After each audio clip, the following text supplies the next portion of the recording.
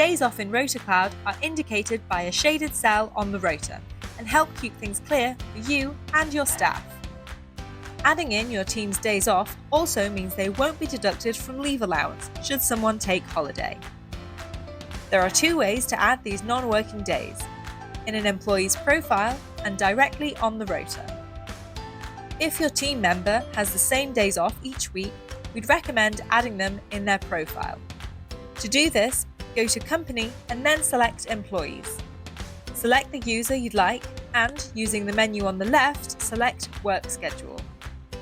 Here, you can enter which days are working and non-working. Once done, click Save at the bottom of your page and the days off will show on the rota from then onwards. For staff who don't have a fixed working pattern and have varied days off, you can add these directly on the rota. Go to your Rotas tab and select the week or month you'd like to add non-working days to. Next, hold down your D key on your keyboard and simply click where you'd like to add non-working days.